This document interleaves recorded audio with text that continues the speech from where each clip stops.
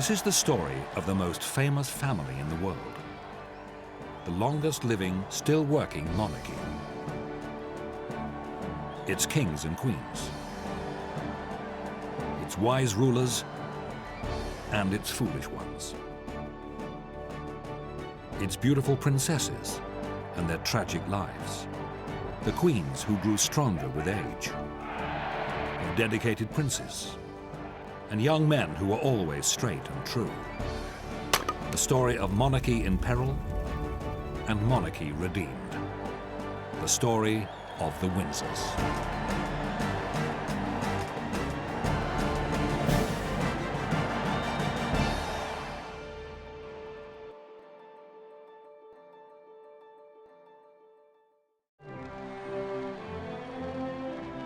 The Windsor dynasty began with this man, George V, who in 1917 would be obliged to do the unthinkable and change the royal name from the German-sounding Saxe-Coburg-Gotha to the very English Windsor, named after the famous castle that has stood on a hill 20 miles from London for nearly 1,000 years.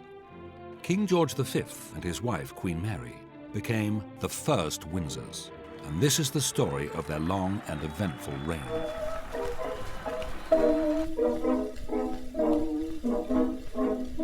Our story begins in Victorian Britain, when in 1892, George's older brother, Albert, died of pneumonia.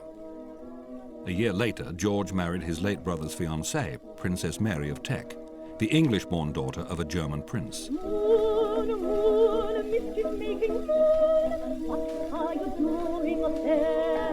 Their marriage of convenience would become a love match, and soon Victoria, whose long reign was nearing its end, would be posing with another great-grandson, Prince Edward.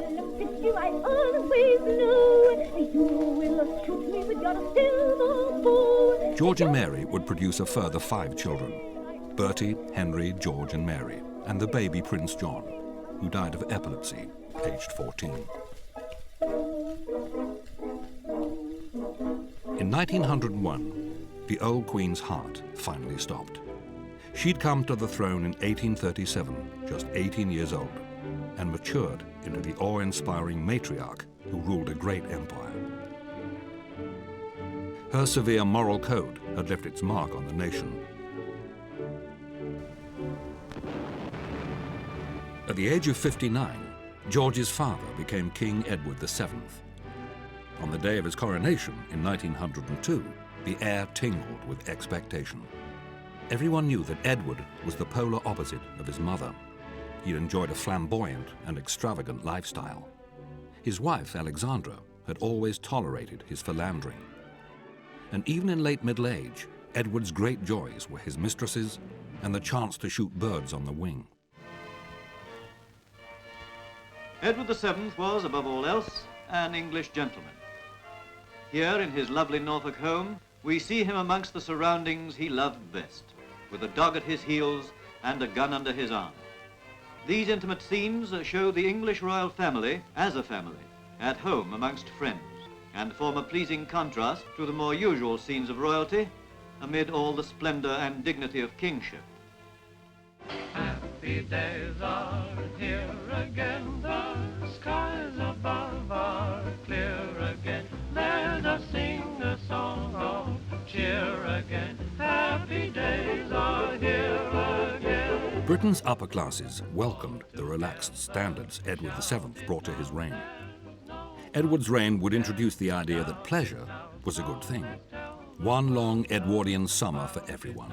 Happy days are here again.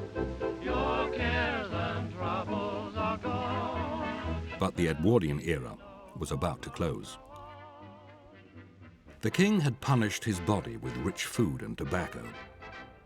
Edward VII died in 1910, aged 68. The nation mourned their merry, fun-loving monarch, whose reign had been remarkably peaceful. That great monarch died on May the 6th, 1910, in the 10th year of his reign. The coffin was followed by 8 foreign sovereigns, and behind the gun carriage walked the Duke of Connaught, King George, the then Kaiser, and King Edward, then a very youthful prince. The late king had secured peace treaties with several European governments and had been known affectionately as the uncle of Europe. That night, the grief-stricken new king, George V, would write in his diary, "I have lost my best friend and best of fathers." But of all the spectacle, perhaps the appearance of the king's dog, Caesar, was the most poignant and moving sight.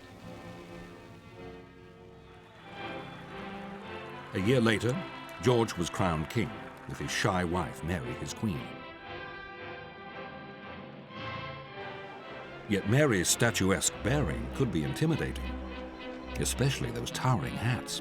Where did you get that hat? Where did you get that tile? Isn't it a nobby one and just a proper style? I should like to have one just the same as that. Where'er I go they shout hello. Where did you get that hat?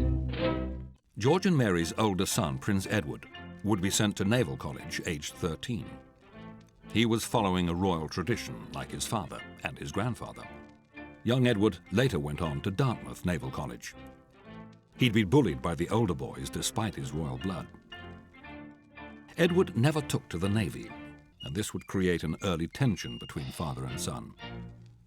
George and Mary were Victorian parents, and their children were starved of affection. In 1911, George decided to make his heir, Edward, Prince of Wales. The investiture was an elaborate and ostentatious ceremony. The 17-year-old prince was aghast when he saw his medieval costume. He knew that his classmates at Dartmouth would see him in that humiliating outfit, thanks to the invention of the cinema newsreel.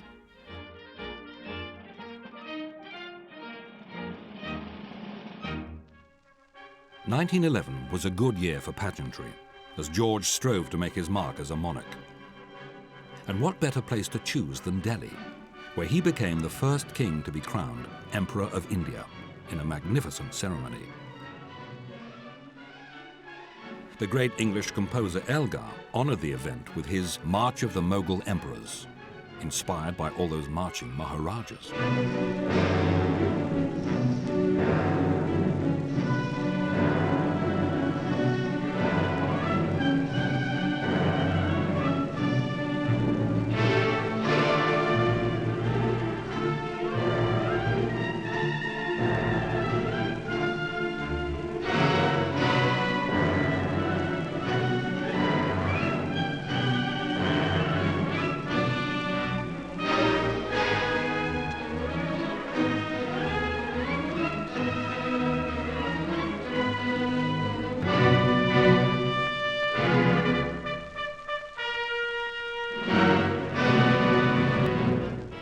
But George was relieved when it was all over, and he and Mary were back in England, in a cool pavilion by a village green.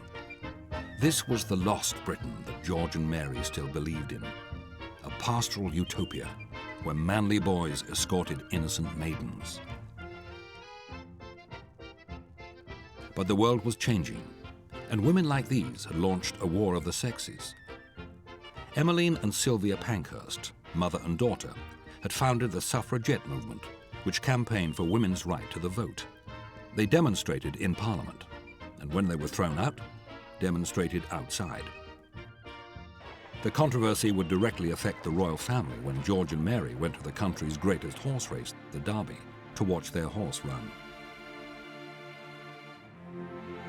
The race began smoothly enough, but then as the horses reached Tattenham Corner, a young woman walked out onto the track. Suddenly, and with deadly timing, she threw herself under the hooves of the king's own horse. The shocked monarch would discover later that the dead woman was Emily Davison, a young suffragette who'd sacrificed herself for the cause. Even though George detested what the suffragettes stood for, he was deeply upset. Emily Davison's funeral became a recruitment banner. The suffragettes had their first martyr. But the war between the sexes would be replaced by something much worse. It's August 1914, and George rides out at the head of a cavalry battalion. As monarch, he's head of Britain's armed forces, but it's a distinction that weighs heavily. The threat of war with Germany continues to haunt the king. Germany's absolute ruler, Kaiser Wilhelm, is his cousin, and many other relatives are German aristocrats. If war comes, it'll be a family feud on a terrible scale.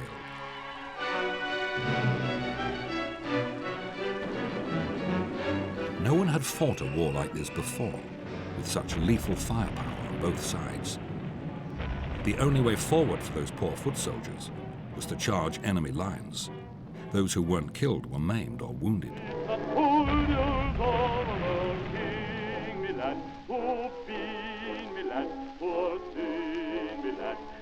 George led a recruiting drive to replace all those lost men. It saddened him, and Mary even more. She wore mourning black when the news was bad, and it was often bad. Yet popular opinion still favored the war, and young men continued to volunteer. On the Western Front in France, George was visiting British troops, accompanied by his son, Prince Edward, who joined the army in 1914, just 20 years old. He wanted to share the thrills and terrors of the battlefield with other soldiers, but was not allowed to fight because he was the future king.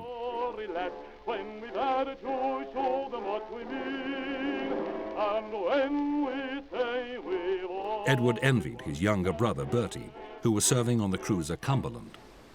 Brother Bertie went away to do his bit the other day.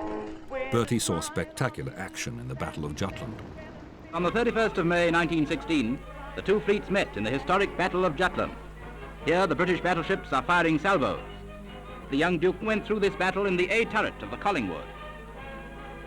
Within the armour-plated depths of such a turret as this, the young Duke and some 40 companions operated the complicated mechanism of modern fire control. The mightiest fleets the seas of the world had ever seen were joined in mortal conflict off the Danish coast for over 12 hours. He commanded his gun crew with distinction and was mentioned in dispatches. However, shortly after the battle, he was sent home on sick leave. On the home front, Queen Mary set out to raise the spirits of ordinary folk. The war had forced Mary to emerge from her shy reserve. She engaged with people in a new way.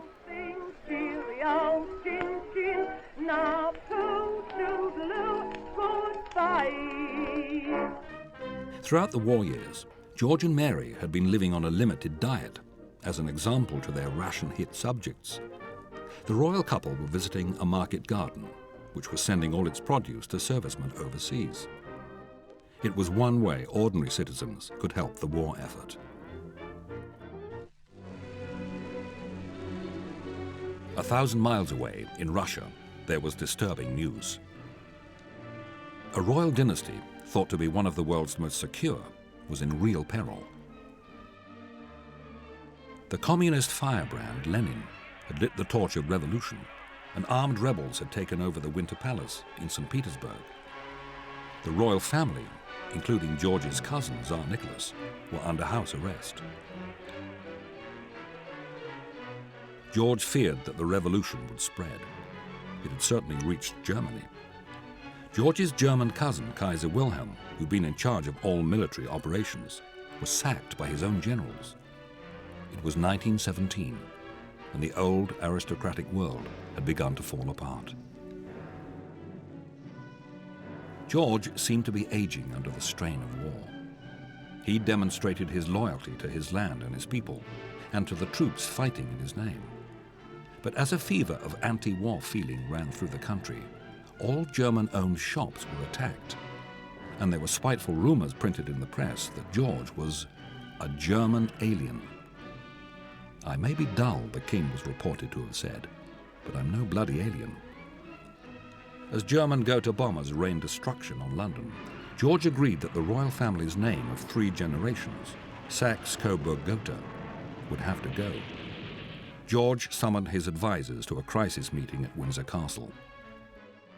It was here that George's private secretary said, "Look around you, sire, at this ancient castle." George agreed that Windsor should be the new royal name. The House of Windsor was born.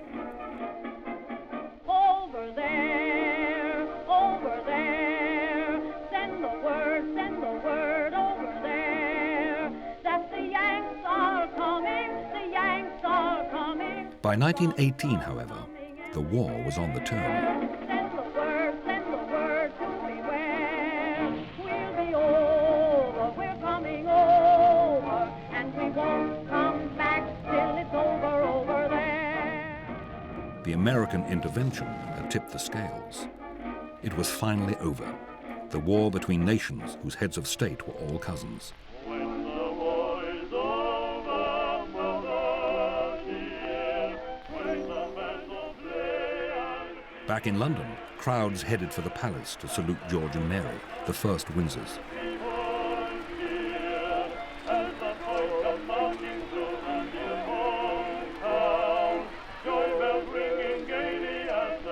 The joy would not last. In the cities and towns, men without jobs marched through the streets, demanding what the politicians had promised, a land fit for heroes, while their children scavenged for scraps.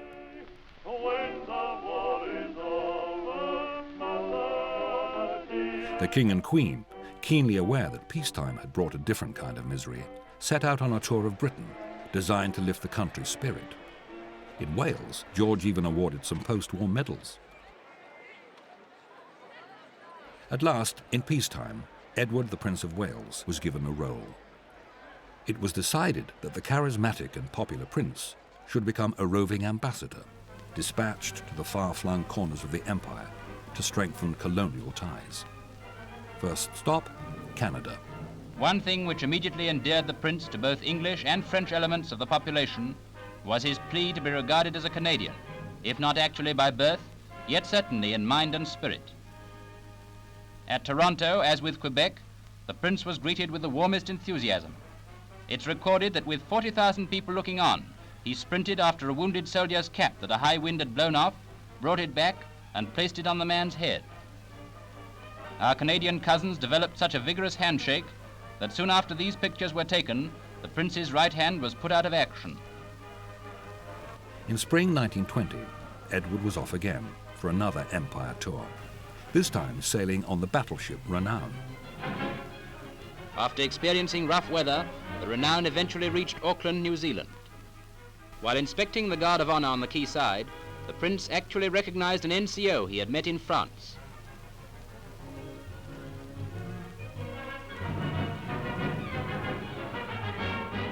With a list of strenuous engagements to fulfill, the prince applied himself to the task so energetically that, according to chronicles of the tour, he could have had little time for sleep. The warmth of his reception temporarily robbed him of the use of his right hand, but that didn't prevent him greeting these veterans with his left.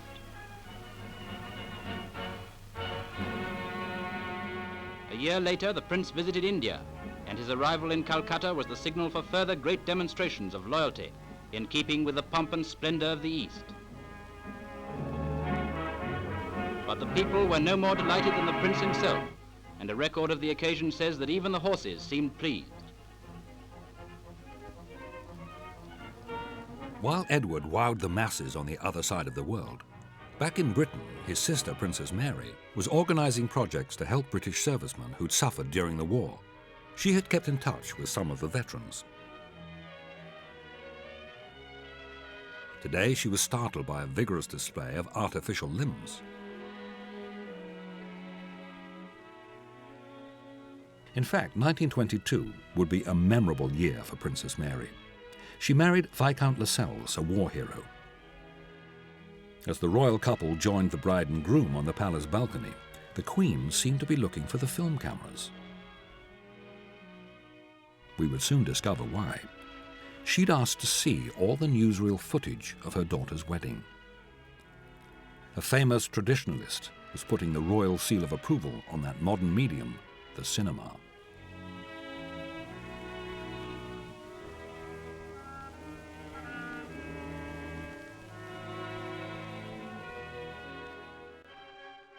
But her husband, the king, was distracted by armed rebellion in Ireland. There'd been periodic eruptions for years, and now resistance was toughening. The British government had decided to fight rebellion with terror. They sent in a hit squad known as the Black and Tans, whose indiscriminate killing would swing the Irish to the rebels' cause. When it became obvious that Catholic Ireland was about to win independence, Protestants in the north became alarmed. They protested in front of Parliament. The king made a special visit to Belfast in the heart of Ulster, with the Queen alongside, to reassure Irish Protestants that they would not be abandoned. But while King George pursued the paths of peace, his son Edward was pursuing the paths of pleasure, hunting foxes. As ever, he was easily distracted by a pretty face.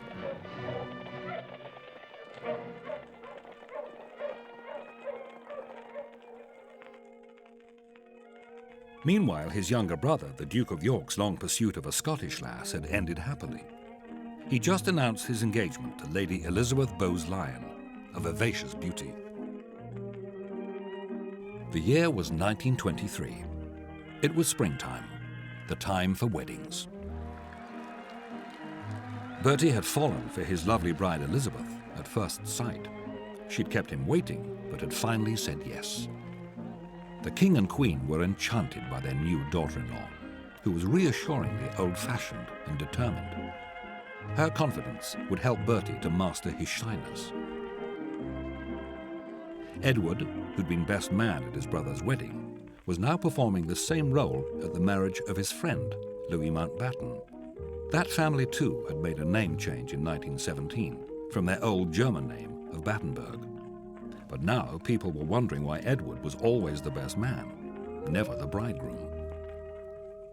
But Edward was not yet ready for marriage, as he would demonstrate on yet another tour of the New World.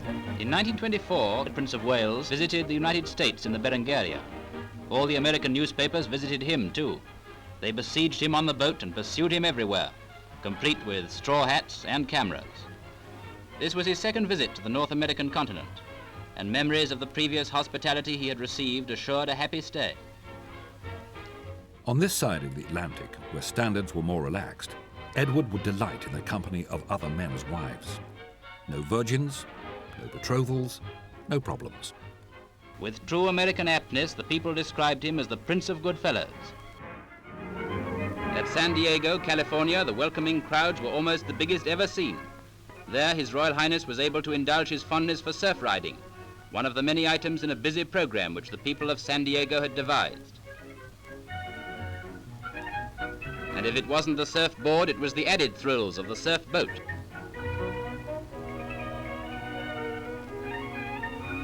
For 2 months, the prince enjoyed his holiday.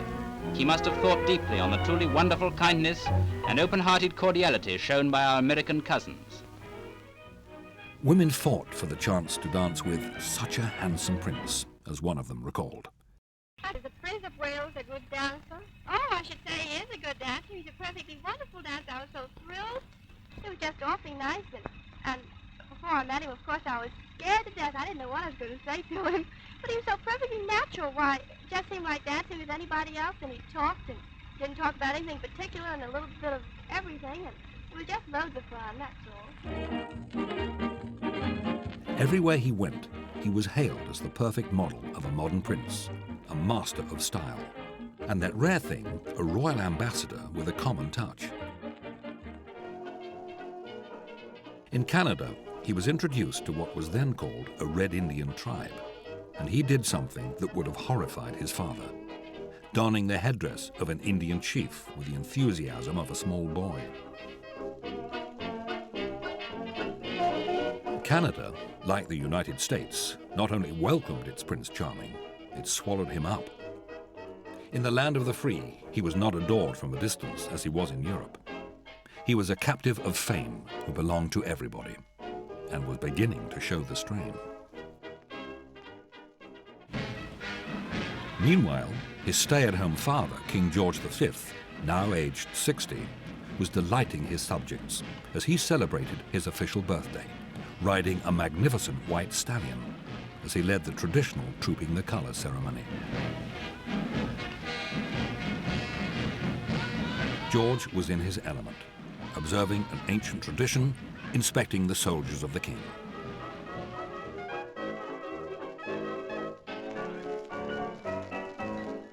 George, always slow to embrace the new, had finally realized the power of radio which would allow him to reach out to all his subjects. The speech with which he opened the British Empire exhibition in 1925 was heard by millions, when reception permitted.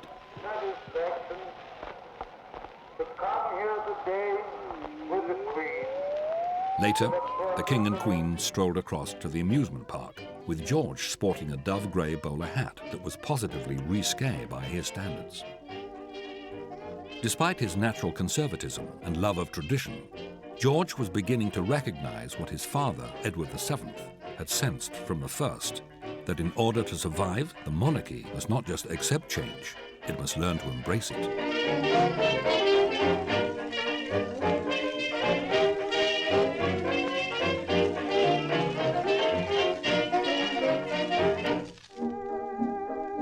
The year would end sadly. On the 20th of November 1925, Queen Alexandra, the Queen Mother, died at Sandringham House in Norfolk. It was traditionally the monarch's country home, but George had let his mother stay on after her husband's death. She'd stayed for 15 years. Now George was leading the long line of mourners for a queen with a famously tender heart. George had been her favorite child, but for now, her loving son, the king, would have to conceal his grief.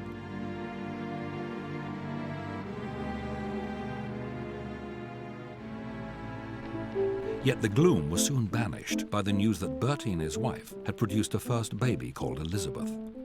She would be left behind with her nanny, as her parents, the Duke and Duchess of York, set off on their world tour, which would take them to Australia and beyond. Bertie and Elizabeth were becoming increasingly popular.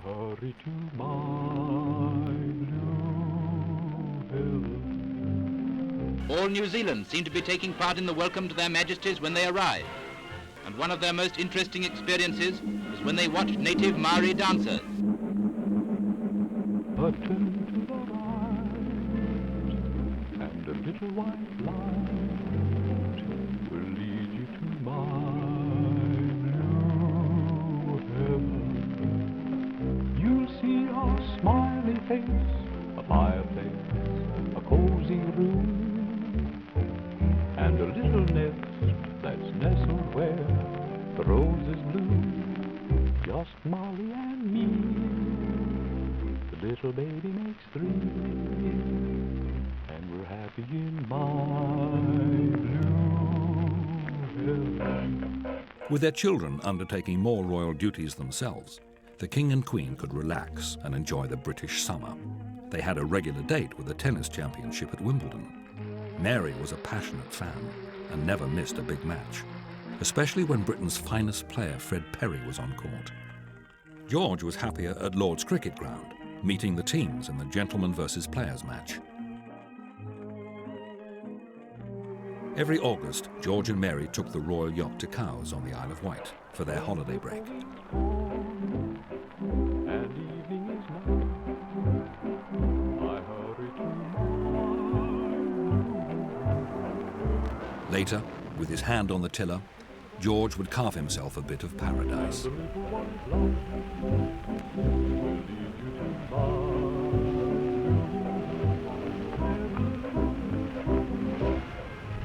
There were dark clouds ahead, however, for as the decade ended, George's health took a dangerous turn. He was driven to his holiday home in Bognor, a resort town on the south coast, where his doctors hoped he'd recover from a lung infection. For weeks, Mary nursed him herself. As his condition worsened, crowds gathered outside Buckingham Palace. Meanwhile, Prince Edward was touring Africa, partly to keep him out of George's sight. The king was furious about his womanizing and his habit of reporting sick for the more boring assignments. He wasn't ill for this one on the Gold Coast, nor when there were charming young ladies to keep him company.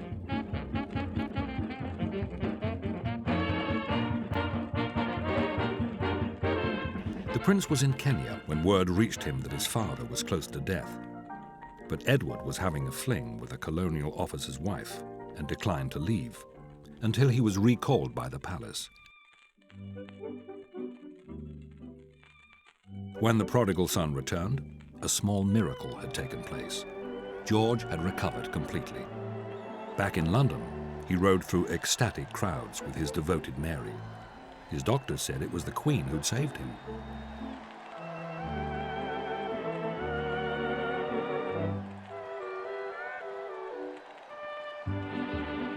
Bertie and his wife, with 5-year-old Princess Elizabeth, now had a second daughter, the baby Princess Margaret Rose.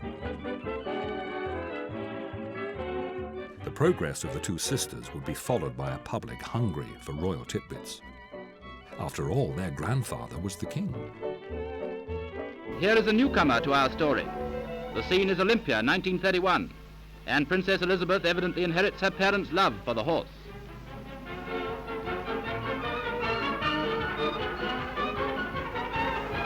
Foundation stones are as numerous on the pages of the engagement books of royalty as daisies in springtime.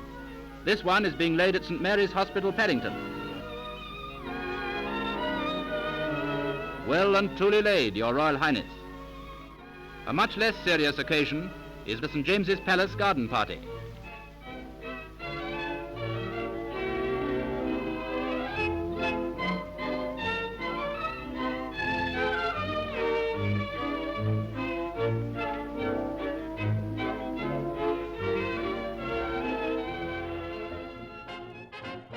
But the king was feeling anxious about his empire once again. Just when he'd recovered his health and the sun seemed to be shining on everything royal, menacing storms were blowing in from the east. Don't know why there's no sun up in the sky, stormy weather. Since my gal and I ain't together, it's raining all the time. Oh, life is bare, gloom and misery everywhere, stormy weather. Just can't get my full self together. It's raining all the time. Nightclub crooners might sing about their breaking hearts, but how could that compare with the breaking up of a great empire, whose beating heart had always been India, the land his grandmother, Queen Victoria, had called the jewel in the crown. Now, the leader of India's independence movement, Mahatma Gandhi, a mixture of holy man and clever politician, was in London to discuss the future of British rule in his country. It worried George. Let's do the breakaway, get hot and shake away. You'll do the breakaway by and by. He believed that if India was lost, the empire would fall apart. That's why he seized the chance to broadcast a Christmas message in the early 1930s to all his subjects in every corner of the empire. Through one of the marvels of modern science, I am enabled this day to speak to all my peoples throughout the empire. My life's aim has been to serve. Your loyalty, your confidence in me has been my abundant reward. I speak now from my home and from my heart to you all. To men and women so cut off by the snows, the desert, or the sea, that only voices out of the air can reach them. To all, to each, God bless you. He saw himself as father to this community of nations. Some distinguished Britons opposed this view. Among them, the composer Sir Edward Elgar, who protested vehemently when his famous march was turned into a song, Land of Hope and Glory, that glorified imperial power. Good morning, gentlemen. Glad to see you all. You play this tune as though you've never heard it before.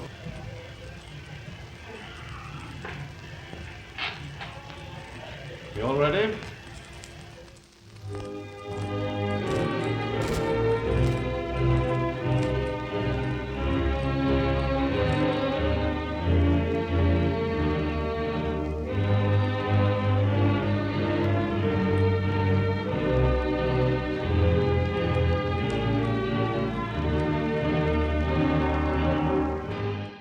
Elgar was one of those modern liberals who admired the royal family, and especially the king, but who believed it was time that Britain relinquished its empire. Right now, the king was less worried about his empire than about a domestic crisis. In 1931, during a tour of Scotland, he was summoned back to London to sort out a political stalemate. The general election had produced a hung parliament, with no party winning a clear majority. It was the monarch's constitutional right to solve such a dilemma by choosing the Prime Minister. In the end, the king asked the Labour Prime Minister, Ramsay MacDonald, to lead a new three-party national government. The king was praised for his statesmanship, but by now he was seriously worried about the moral character of his son and heir Edward, who'd formed a dangerous alliance with his even wilder young brother, Prince George. The pair were currently causing a sensation in Argentina. We're going over the oil field from there. So I believe you. Open the exhibition of Buenos Aires. I'm sure that will be most interesting. What an amazing constitution the Prince of Wales must have. In one day alone, he carried out no fewer than 6 ceremonies, with a change of dress for each occasion. Here he is, accompanied by Prince George, arriving at a garden party in Buenos Aires, where he shook hands with over 500 people. And there's the famous boater, which he has made so popular. His duties done, with but a few hours of daylight left, he dashes to the nearest aerodrome, where his own plane awaits to fly him to the country to keep a dinner appointment. Poor Prince, what a life! Now ain't she sweet? See her coming down the street. Now I ask you very confidentially, ain't she sweet? They both went on to Sweden, where the lovely Swedish Princess Ingrid was being linked romantically to either Edward or George. But which one does the princess fancy? The Swedish air is thick with the buzz of royal gossip. In fact, Edward's there to open a golf course and demonstrates a classically correct swing. But what's he whispering into his brother's ear? Possibly, Ingrid's all yours, brother, because Edward has a very different agenda. As only his close friends knew, this woman had entered his life. Now ain't she sweet? See her coming down the street. In 1930, he'd been introduced to an American divorcee called Wallis Simpson. No one could have guessed then what a smouldering time bomb she would become, although many, the king among them, recognized a much more dangerous time bomb smouldering away in Germany, where Adolf Hitler was promising his crushed people a great new empire. But the price would be paid in blood, and the remorseless persecution of a whole people, the Jews.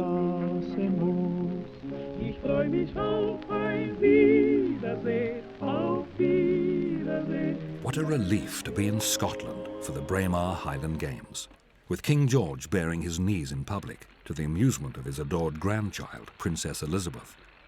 Queen Mary looked on with approval. Oh, here's the King and Queen. And there's the Duke and Duchess of York too. Oh, and the wee Princess Elizabeth.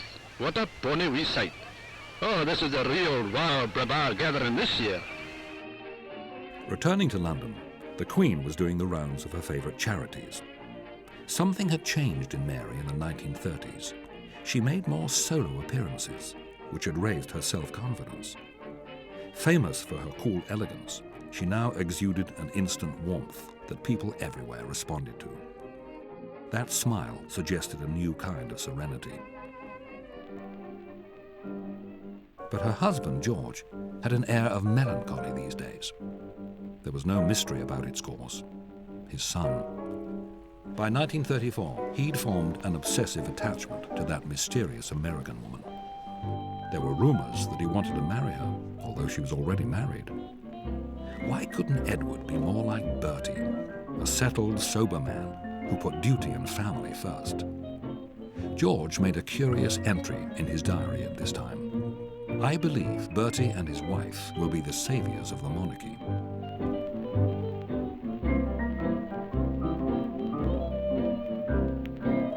Edward was now the odd one out in the royal family. A restless bachelor, 40 years old, who turned his back on custom and convention. The rest of the king's children had matured well.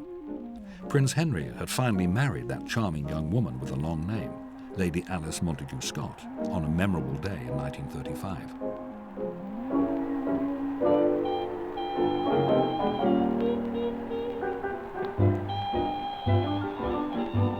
Even Prince George, who led a wild playboy life, was now happily married to Princess Marina of Greece, with a much-loved first child. But now the whole royal family would be involved as a great occasion approaches. It is the summer of 1935, as King George V and Queen Mary climb into the royal coach for a long ride through the streets of London. They're celebrating the silver jubilee of their reign, 25 years on the throne, through happy times and turbulent ones. As they pass through the streets of South London, they're deeply touched by the response of the adoring crowds. As it passes along the Camberwell New Road, it provides our cameramen with the opportunity of catching an excellent follow shot of the Royal Tower. On this shot, let us end, with Her Majesties proceeding back to Buckingham Palace with the happiest memories of South London's outspoken loyalty. For the first time in their long reign, this modest couple, who put service and duty to their subjects before everything else, are convinced that they are loved. A golden summer had saluted the Jubilee. For the fortunate few, the highlight of those celebrations was the Royal Garden Party, staged in the green expanse of Buckingham Palace's garden. On this brilliant afternoon, there are not only 4 generations of the royal family, including Princess Elizabeth, but also the cream of the English aristocracy and many visitors from abroad, including high Indian officials and their wives. And now their Majesties are on their way back from tea, stopping frequently for presentations by members of the royal household, but often not even waiting for the formal introduction, such is the informality of modern royalty. There's the Prince of Wales. His Majesty is in great form and seems to enjoy a jocular remark as much as anyone. This garden party has shown once again what a delightfully informal host and hostess our King and Queen are, and brings to an end a brilliant Silver Jubilee season.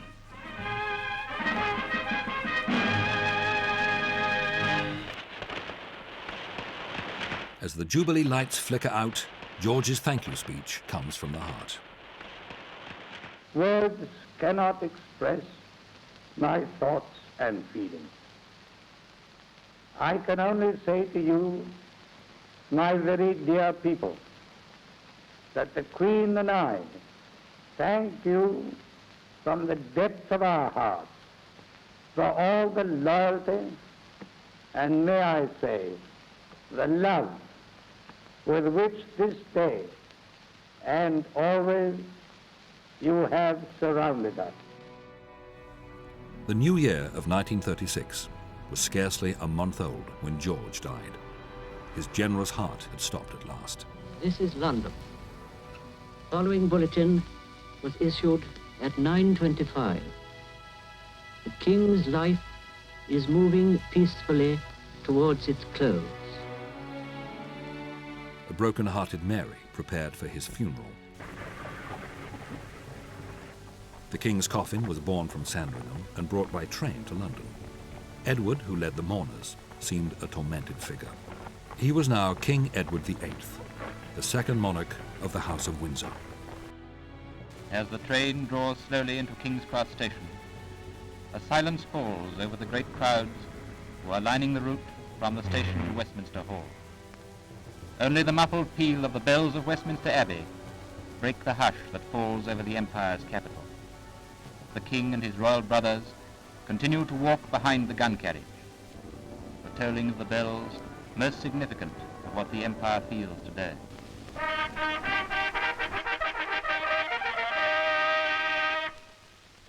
Edward, Albert, Christian, George, Andrew, Patrick, David, is now, by the death of our late sovereign of happy memory, become our only lawful Edward VIII. From the moment he became king, the call of duty beckoned. For only the second time in 250 years, a King of England is to distribute arms to the poor with his own hands, 70 aged people will each receive the silver Maundy pence and a gift of about £5. Actually, only 42 people should have benefited this year, one for every year of the King's age. But His Majesty has commanded that the gifts shall be made as if his father were still alive. So 38 extra people will be grateful for His Majesty's generosity. The cameras followed him wherever he went, and so did the crowds. He cut a handsome figure presiding over his first trooping of the colour ceremony. The People's Prince had become the People's King.